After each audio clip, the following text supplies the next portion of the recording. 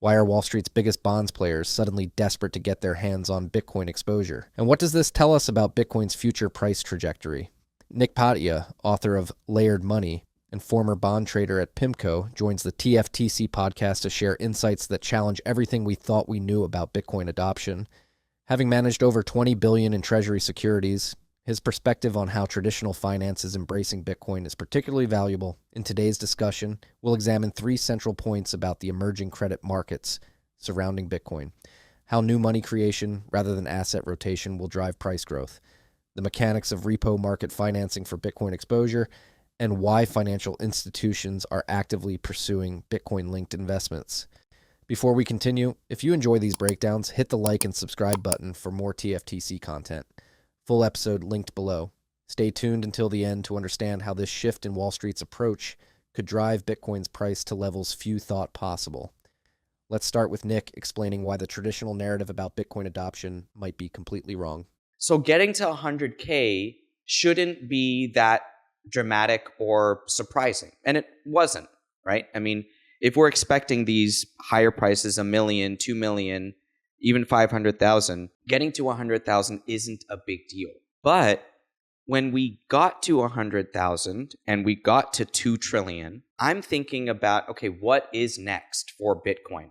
It got to 2 trillion quite easily from 100 billion, and it's probably going to 10 trillion now quite easily, right? It's going to $1 million quite easily, which would be about 20 trillion or 21 trillion. Because that's only 10x away, right? 5 to 10x away. Bitcoin does 5 to 10x every few years anyway. So we're already there. We're bumping up against 1 million at 100K. But the thought exercise came in that, okay, how do we get there now? How do we get to 1 million?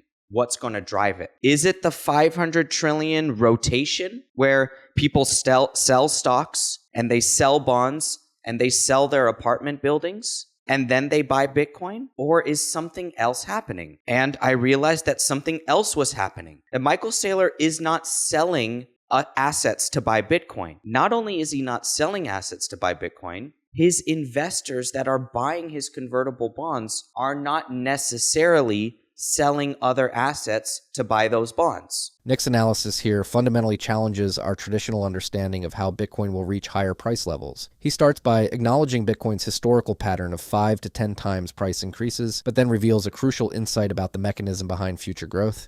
The conventional wisdom has always been that Bitcoin's price would increase as people sell their traditional assets, stocks, bonds, and real estate to buy Bitcoin. However, what's actually happening is far more interesting and potentially more powerful. Through the example of Michael Saylor and MicroStrategy, Nik illustrates how major players are accessing Bitcoin exposure without selling their existing assets. Instead, they're using convertible bonds, which represents an entirely new source of demand. This directly supports our first argument that Bitcoin's price growth will be driven by new credit creation rather than asset rotation. The implications of this are massive because it means Bitcoin's growth isn't limited by how much money people are willing to move out of their existing investments.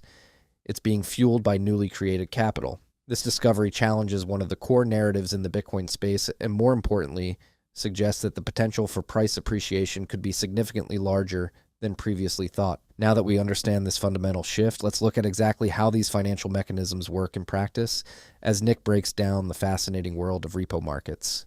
As I was trading these bonds, some of my treasuries that were on my book, the credit guys would say, hey, sell 5-year treasuries. I need to buy this 5-year Apple bond and I need cash. So I said, okay. So I sell my treasuries. He buys the Apple bond. And in a couple days, the money comes in from my sale and it goes out to Apple, basically. And Apple gets the money. And where did it come from?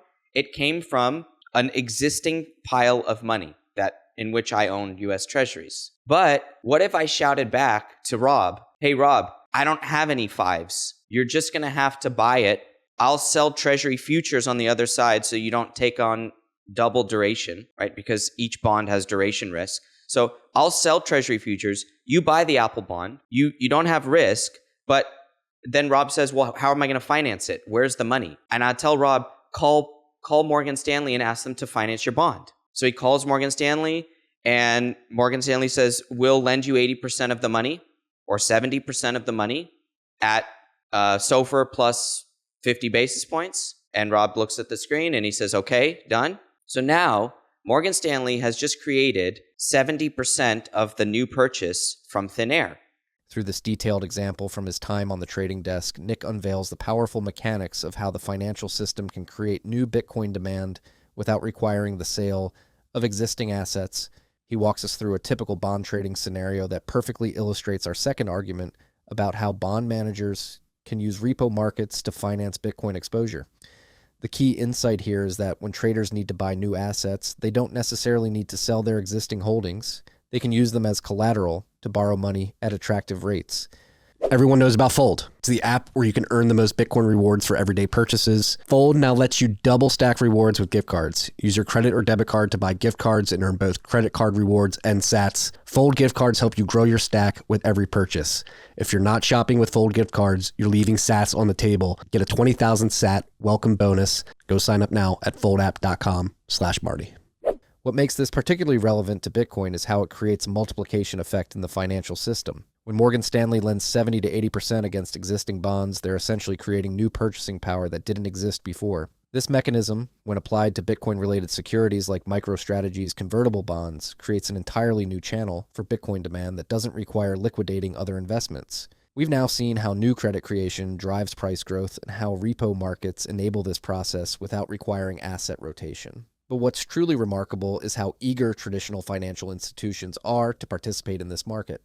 In our next clip, Nik reveals just how aggressively Wall Street is pursuing these Bitcoin-linked investment opportunities. Everybody only gets half the bonds they wanted, and Broadcom is like licking their chops because in 3 months or 6 months they can do it all again. And so what I'm telling you is confirming what you're saying. MicroStrategy bonds have an attractive risk profile. So the bond managers are looking at the returns of their competitors that bought the early ones, and they're saying, we need to chase that. Call our dealer, tell them to call MicroStrategy and tell them to issue. We'll take down 100% of the deal. Well, the dealer says, that's not going to be healthy for the bond issue. So we're actually going to call a lot of your competitors and see if they want in too. And they call everybody. Everyone says yes. They pencil in their orders, and it's called like a soft order. And so the dealer knows exactly how much demand is going to come. So they're not surprised when they bring the bond and the bond gets the orders, because why? They've already taken the orders. And so the bond managers driving the bus here and saying, we want those returns, is not something I saw coming. I didn't see that coming. This final clip from Nik delivers perhaps the most compelling evidence for our thesis about how credit markets are transforming Bitcoin adoption. He reveals something truly remarkable. Traditional bond managers aren't just passively accepting Bitcoin exposure, they're actively competing for it. What's happening with MicroStrategy's bonds mirrors the typical process for major companies like Broadcom, but with a crucial difference. The intense appetite for Bitcoin-linked securities is actually driving the market. This perfectly illustrates our third argument about financial institutions actively seeking Bitcoin exposure through convertible notes. The bond managers aren't being convinced or coerced into buying these Bitcoin-linked bonds. They're calling their dealers and demanding more. They've recognized the attractive risk-return profile these instruments offer, and the competition to participate is fierce. When Nik explains how they're penciling in their orders before the deals are even announced, he's describing a level of institutional enthusiasm that few could have predicted. What makes this particularly significant is how it completes the picture of our overall credit creation thesis. We've seen how new money can enter the Bitcoin market through credit creation rather than asset rotation. We've understood the repo market mechanics that make this possible, and now we see the eager demand from traditional financial institutions that drives the whole process. This creates a powerful feedback loop. As more bond managers see their competitors profiting from these Bitcoin-linked securities, they pressure their dealers to get them involved in future deals, which creates more demand, which encourages more issuance, which enables more credit creation. The implications of this structural change in how institutional capital can access Bitcoin exposure are profound. Rather than waiting for a mass exodus from traditional assets into Bitcoin, we're witnessing the creation of entirely new channels for capital flow. This suggests that Bitcoin's next phase of price appreciation could be both larger and more sustainable than previous cycles, as it's being driven by fundamental changes in how the traditional financial system interacts with Bitcoin. How will traditional finance handle Bitcoin's explosive growth through these new credit markets? Let me know in the comments. I read every single one. And if you found this breakdown of Wall Street's Bitcoin adoption interesting, you'll want to watch our analysis of Bitcoin's separation from crypto. Click the video on your screen now. Don't forget to like and subscribe for more daily content. Thanks for watching. Stay humble. Stack sats.